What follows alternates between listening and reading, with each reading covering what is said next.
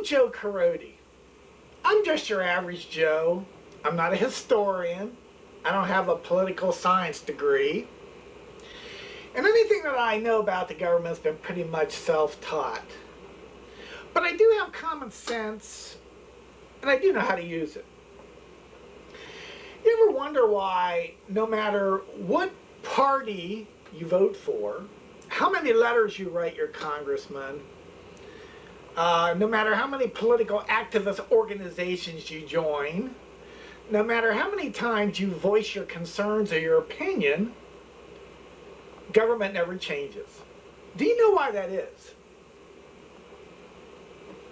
Don't you think that you and everyone else doing the same things they just described over and over again, and not getting any real results, that maybe it'd be time to take a step back and kind of reevaluate the situation?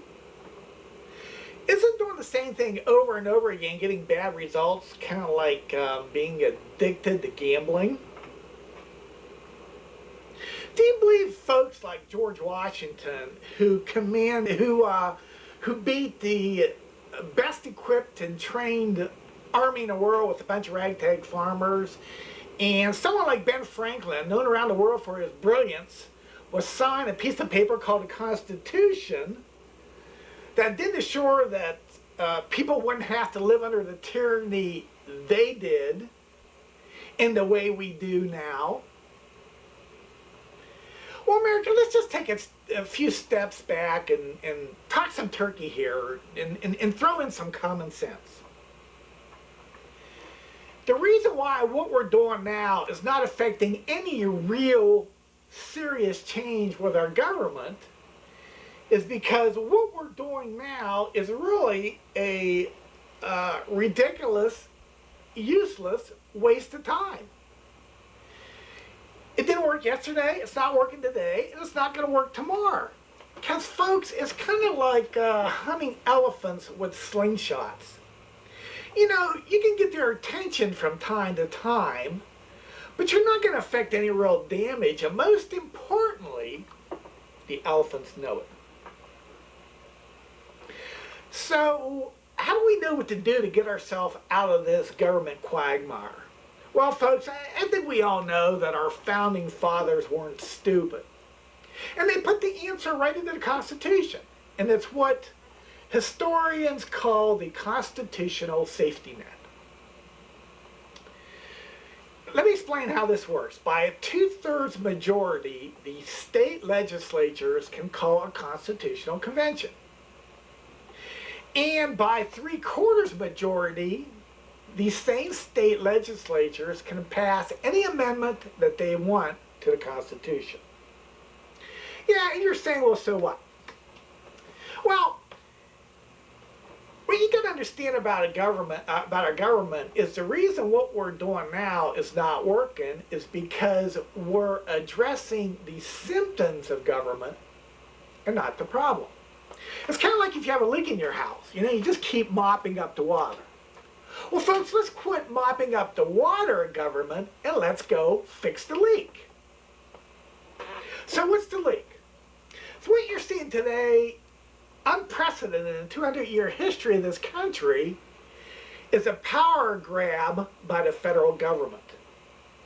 Okay, and it doesn't matter whether it's the executive branch, the legislative branch, or the judicial branch. It really doesn't matter. Folks, they are all drunk with power.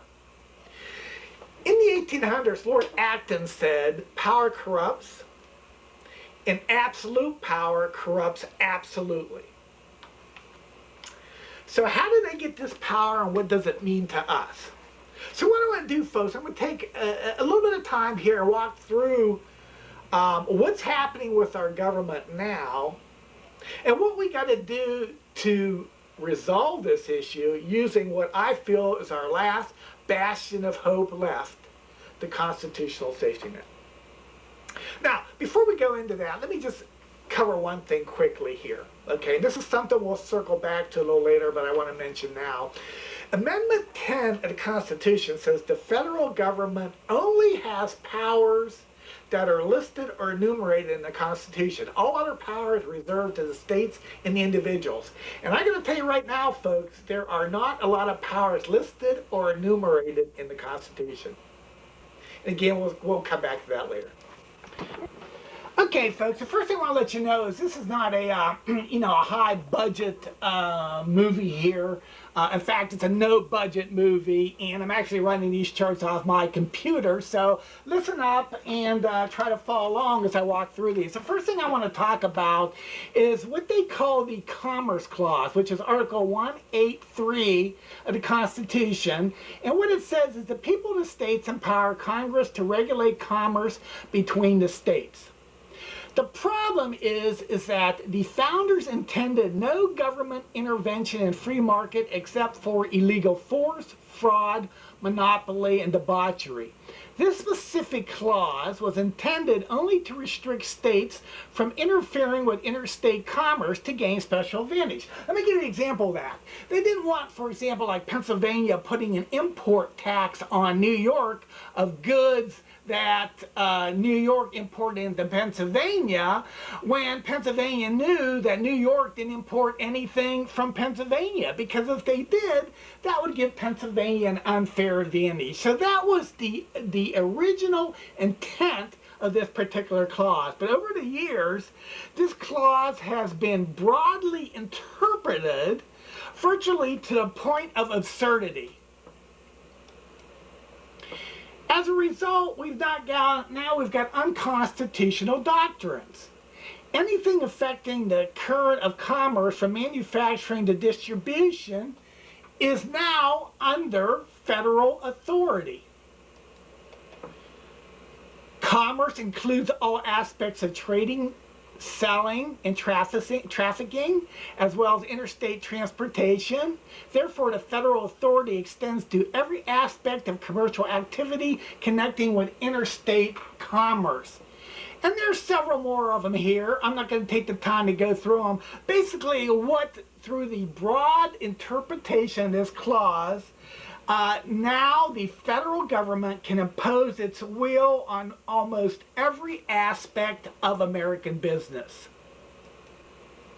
And as a result, it's wiped out of the traditional state rights, wiping out traditional state rights in the field of commerce and giving almost exclusive centralized authority over American business to the national government.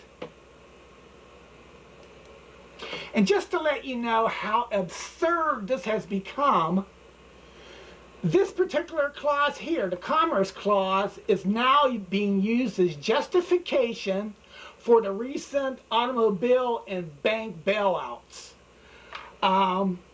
You can see by just looking at that how just absurd the interpretation of that clause has become.